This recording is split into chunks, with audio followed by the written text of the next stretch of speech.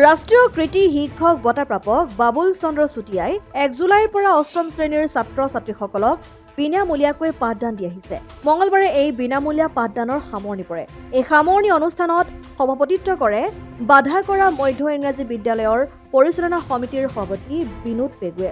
নকদমগাঁও পঞ্চায়তৰ প্ৰাক্তন সভাপতি প্ৰফুল্ল দত্তই উদ্বোধনী ভাষণ প্ৰদান কৰা অনুষ্ঠানত উপস্থিত থাকে প্ৰাক্তন পৰিচালনা সমিতিৰ সভাপতি ওমা দত্ত, প্ৰাক্তন সভাপতি মুনীন্দ্ৰ পেগু, কৃতি শিক্ষয়িত্ৰী ৰজমণি দাস, ঠেঙাল কছাৰী স্বায়ত্তশাসিত প্ৰাক্তন সদস্য শিশুৰাম শইকীয়াকে আদি কৰি বহু কেইজন ব্যক্তি। প্ৰশিক্ষাৰ্থীসকলে সামৰণি অনুষ্ঠানত বিহু গীত, নৃত্য, কবিতা আবৃত্তি আদি নানা সাংস্কৃতিক অনুষ্ঠানৰ প্ৰদৰ্শন কৰে। বাধাকৰা মধ্য ইংৰাজী বিদ্যালয়ত এই যি বিনামূলীয়া গ্ৰীষ্মকালীন পাঠদান 1 জুলাইৰ পৰা আমি আৰম্ভ কৰিছিলোঁ আৰু এইটো গতানুগতিকভাৱে আমি 20 বছৰ মই কৰি আহিছোঁ ছাত্ৰ ছাত্ৰীৰ শৈক্ষিক উত্তৰণৰ বাবে। এইবাৰো 1 তাৰিখৰ পৰা কৰিলোঁ, খুব ভাল লাগিলে।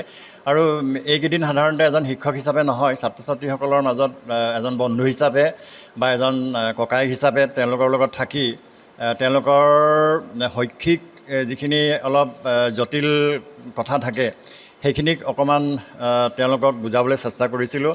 আৰু বিশেষকৈ অকল অংক বিষয়ে নহয়, তেওঁলোকৰ কেৰিয়াৰ গাইডেন্সৰ ওপৰতো তেওঁলোকে জীৱনৰ লক্ষ্য কি হ'ব, তেওঁলোকৰ জীৱনৰ লক্ষ্যত কেনেদৰে উপনীত হ'ব পাৰিব, সেই গোটেই কথাখিনি তেওঁলোকৰ লগত আলোচনা কৰা হৈছিল।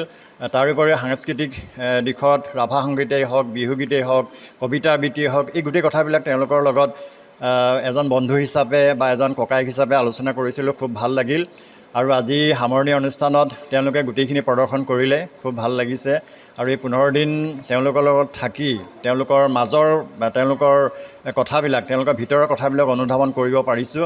আৰু অনুধাৱন কৰি তেওঁলোকৰ জীৱনৰ লক্ষ্যত উপনীত হ'বৰ বাবে কেনেধৰণৰ পদক্ষেপ ল'ব লাগিব সেই গোটেই কথাখিনি এজন বন্ধু বা এজন ককায়েক হিচাপে আলোচনা কৰিছোঁ, খুব ভাল লাগিল। ছাত্ৰ ছাত্ৰীসকলৰ উপস্থিতি বা তেওঁলোকৰ মনোযোগ তেওঁলোকে যেনেধৰণে মনোযোগেৰে এই গোটেই কথাখিনি মোৰ লগত শ্বেয়াৰ কৰিছে, মোৰ খুব ভাল লাগিছে। আৰু বাধাকৰা ৰাইজকো মই তেওঁলোকৰ সহায় সহযোগিতাৰ বাবে মই ধন্যবাদ জ্ঞাপন কৰিছোঁ। ধন্যবাদ। লখিমপুৰৰ পৰা আহানুদ্দিন আহমেদৰ ৰিপৰ্ট, অসম আদিত্য। NKS হুণ্ডাইলৈ স্বাগতম। নৰ্থ ইষ্টৰ প্ৰথম GDSI 2.0 ফিচাৰ্ছ ডিলাৰ হৈছে NKS হুণ্ডাই। অত্যাধুনিক সা সুবিধাৰে তৈয়াৰী মষ্ট আপডেটেড হুণ্ডাই ডিলাৰ এতিয়া ডিব্ৰুগড়ত। আমাৰ NKS হুণ্ডাই ডিলাৰত open sales consulted room, customer ৰুমৰ লগতে পুৰণি গাড়ীৰ এক্সচেঞ্জ ফেচিলিটিও ৰখা হৈছে। ইয়াত চেলছৰ লগতে ছাৰ্ভিচ ছেক্টৰৰ সুন্দৰ সুবিধা আছে। প্ৰয়োজনীয় সকলো এডভান্স টুলছ, হুইল বেলেন্সিং, এলাইনমেণ্টৰ অত্যাধুনিক machine, post hydraulic lift, fully ট্ৰেইনমেণ্ট পাৱাৰৰ লগতে nitrogen gas filling facility, fully automatic car washer ফেচিলিটিও আছে।